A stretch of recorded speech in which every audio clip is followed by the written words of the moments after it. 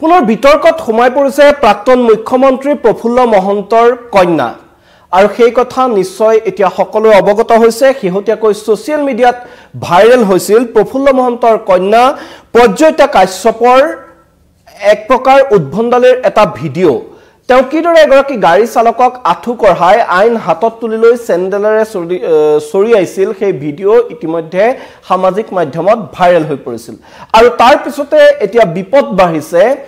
প্ৰজ্যোতা কাশ্যপৰ আৰু প্ৰজ্যোতা কাশ্যপৰ বিৰুদ্ধে ইতিমধ্যে গোচৰ ৰুজু কৰা হৈছে আৰু দিছপুৰ আৰক্ষী থানাত গোচৰ ৰুজু হৈছে প্ৰজ্যোতা কাশ্যপৰ বিৰুদ্ধে প্ৰজ্যোতাৰ হাতত নিৰ্যাতনৰ সন্মুখীন হোৱা গাড়ী চালক ৰাজীৱ হুছেইনৰ এজাহাৰৰ ভিত্তিত ৰুজু কৰা হৈছে এই গোচৰটো আৰু আঁঠু কঢ়াই গাড়ী চালক ৰাজীৱ হুছেইনক প্ৰহাৰ কৰিছিল প্ৰজ্যোতা কাশ্যপে সেই দৃশ্য বন্দী হৈছিল মোবাইল কেমেৰাত আৰু তাৰ পিছতে সোশ্যাল মিডিয়াত ভাইৰেল হৈ পৰিছিল সেই ভিডিঅ' দিছপুৰ আৰক্ষীয়ে এই সন্দৰ্ভত এতিয়া শীঘ্ৰে তলব কৰিব পাৰে সোধাপোছাৰ বাবে প্ৰজ্যোতা কাশ্যপক আৰু প্ৰফুল্ল মহন্তৰ কন্যা প্ৰজ্যোতা কাশ্যপ এতিয়া হয়তো শীঘ্ৰে জেৰাৰ সন্মুখীন হ'ব পাৰে দিছপুৰ আৰক্ষীৰ নমস্কাৰ মই মৃদুপৱনে স্বাগতম জনাইছো নিউজ 18 অসম নৰ্থ ইষ্টৰ ডিজিটেল লাইভলৈ আৰু লৈ আহিছো এই মুহূৰ্তৰ এটা অতি চাঞ্চল্যকৰ খবৰ যে প্ৰাক্তন মুখ্যমন্ত্ৰী প্ৰফুল্ল মহন্তৰ কন্যা প্ৰজ্যোতা কাশ্যপক শীঘ্ৰে জেৰা চলাব পাৰে দিছপুৰ আৰক্ষীয়ে ইতিমধ্যে প্ৰজ্যোতা কাশ্যপৰ বিৰুদ্ধে ৰুজু হৈছে গোচৰ আৰু প্ৰজ্যোতা কাশ্যপে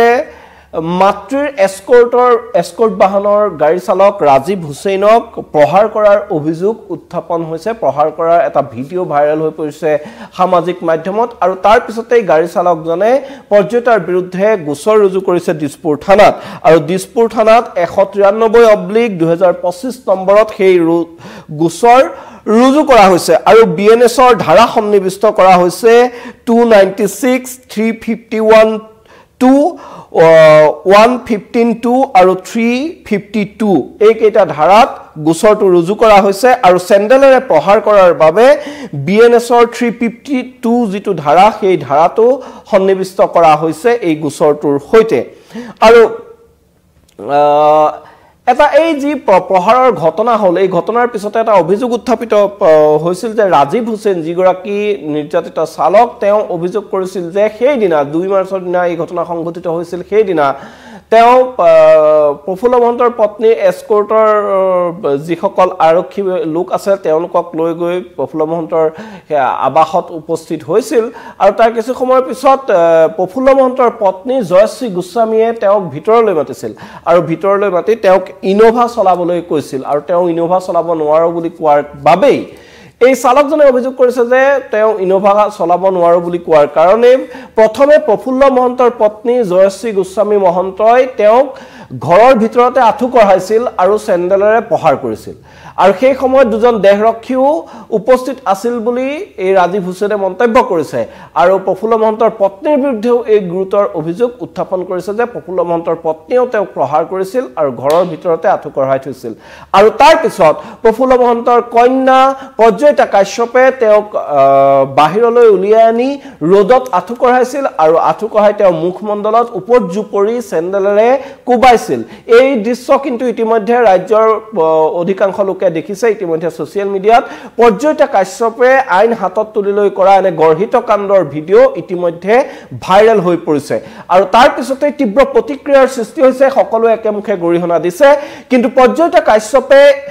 ৰাজ্যবাসীৰ তীব্ৰ গৰিহণাৰ সন্মুখীন হোৱাৰ পিছতে এই বিষয়টোত সন্দৰ্ভত প্ৰতিক্ৰিয়া প্ৰকাশ কৰি তেওঁ কৈছিল যে ৰাজীৱ হুছেইনে তেওঁক প্ৰায় এমাহ দিন ধৰি বিভিন্ন অসৎ ইংগিত প্ৰদান কৰি আহিছিল দুৰ্ব্যৱহাৰ কৰি আহিছিল কিন্তু সেই অভিযোগো পঞ্চতেই নস্যাৎ কৰিছে ৰাজীৱ হুছেইনে কৈছে যে মাত্ৰ 16 দিন পূৰ্বেহে তেওঁক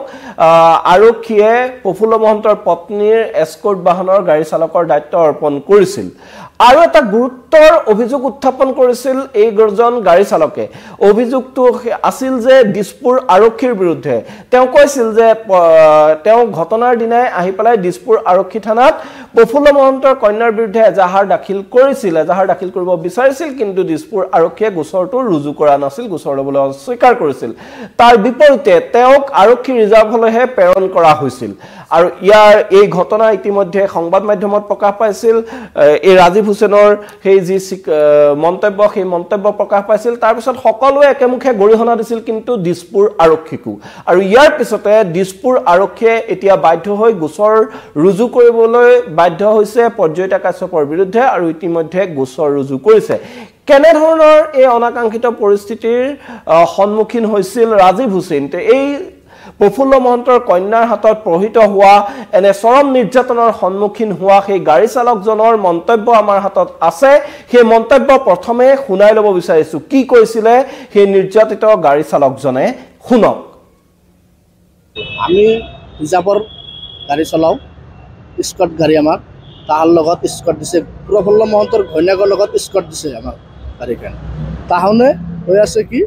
আমি স্কট যাওঁত স্কটখন ৰাখি থৈ কিনে তাৰ ঘৰৰ পাৰ্চনেল গাড়ী ইনোভাখন মোক চলাব দিছে মই এইটো মানা কৰিছোঁ যে নাই ইনোভাখন নচলাওঁ আমি তাৰ পাৰ্চনেল গাড়ী কিয় চলাওঁ আমি সেইটোৰ কাৰণে মোক এনাখন ব্যৱহাৰটো কৰিছোঁ তাহনে কি কৰিছিল খোৱাৰ পিছত কি কৰিছিল খোৱাৰ পিছত মানে তাহনে এই আঁঠু ভৰাই কাণত ধৰাই বহাই থৈ দিছিল মোক মোটামুটি 10 মিনিটমান হ'ল তেওঁৰ ঘৰৰ ভিতৰত আৰু বাহিৰতো মোটামুটি চেণ্ডেল দেখি পাইছিল তাৰ ছোৱালীটো কোনে বহাইছিল ছোৱালীটো বহাইছে বাহিৰত ঘৰৰ ভিতৰত বহাইছিল মায়ে প্ৰফুল্ল মহন্তৰ ঘৈণীয়েকে বহাইছিল ঘৰৰ ভিতৰত আৰু বাহিৰত আনছে প্ৰফুল্ল মহন্তৰ ছোৱালীটো বাহিৰত লৈ আনি কেনে আঁঠু ভৰাই খাৰা কৰি থৈ দিছে 10 মিনিট আৰু বাহিৰত মোটামুটি এক ঘণ্টামান হৈছে বাহিৰতো মাৰছে বাহিৰতো এই প্ৰফুল্ল মহন্তৰ ছোৱালীটো মাৰছে চেণ্ডেলে দেখি পাইছে কিমানজন আছিলে তাহনেও দুটা আছিল ভাইকটো খাৰা হৈছে তাত বাইক এটা একো কোৱা নাই মোক কিন্তু ছোৱালীটো উঠিছে প্ৰফুল্ল মহন্ত আছিল নাই গাড়ীখন চলাব লাগে সেইটোৱেই কাৰণ আমি হ'লো প্ৰাইভেট ড্ৰাইভাৰ আমি চৰকাৰী গাড়ী চলাব যাওঁ কিন্তু তাৰ গাড়ী পাৰ্চনেল গাড়ীখন তাহলেতো পাৰ্চনেল গাড়ী চলাব লাগে পাৰ্চনেল ড্ৰাইভাৰ ৰাখিব লাগিব তাৰ ঘৰৰ পৰা তাৰ পাৰ্চনেল গাড়ী নচলাওঁ তাৰ পাৰ্চনেল গাড়ী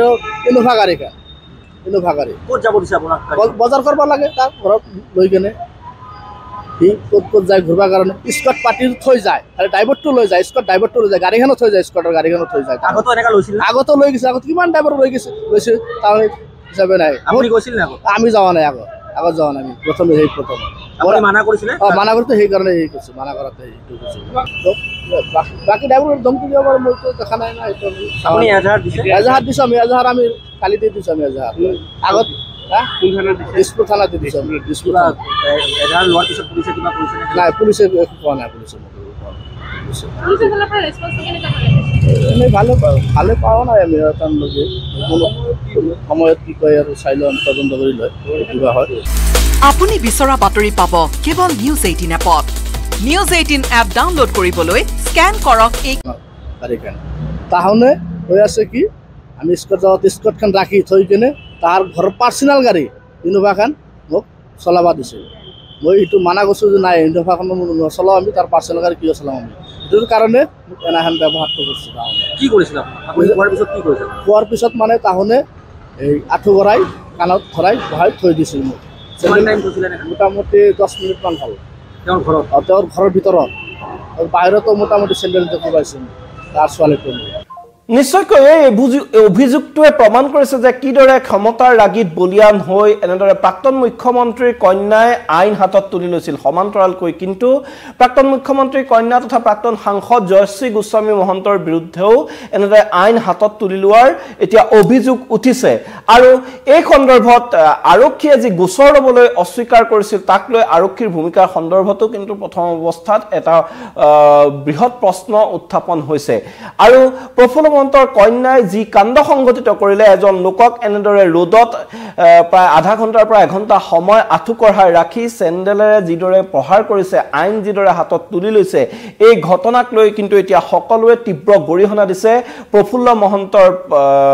কন্যা পৰ্যায়িতা কাশ্যপক আৰু এটা কথা ঠিক যে যদি ড্ৰাইভাৰজনৰ কিবা ভুল আছিল যদি ড্ৰাইভাৰজনে তেনেদৰে পৰ্যায়িতা কাশ্যপক কিবা অসৎ মন্তব্য কৰিছিল তেতিয়াহ'লে তেওঁ কিয় আৰক্ষীৰ কাষ নাচাপিল তাত আৰক্ষীয়ে গিজগিজাই থাকে এস্কৰ্টৰ আৰক্ষী তেওঁলোকৰ লগত আছে আৰু তেনেস্থলত ঘৰত আৰক্ষী থকাৰ পাছতো কিয় এনেদৰে আইন হাতত তুলি ল'লে কি সাহসত আইন হাতত তুলি ল'লে নে প্ৰাক্তন মুখ্যমন্ত্ৰীৰ কন্যা হোৱাৰ বাবেই তেওঁ আইনক কোনো ধৰণৰ গুৰুত্ব প্ৰদান নকৰে নেকি আৰু এগৰাকী আৰক্ষীৰ বাহনৰ গাড়ী চালকৰ এতিয়া কোনো মূল্য নাই নেকি অসম আৰক্ষীৰ ওচৰত সেই কথাও কিন্তু এতিয়া প্ৰশ্ন উত্থাপিত হৈছে অসম আৰক্ষীয়ে প্ৰাক্তন মুখ্যমন্ত্ৰী পৰিয়ালৰ লগত এনে ধৰণৰ নিৰ্যাতনৰ সন্মুখীন হোৱাৰ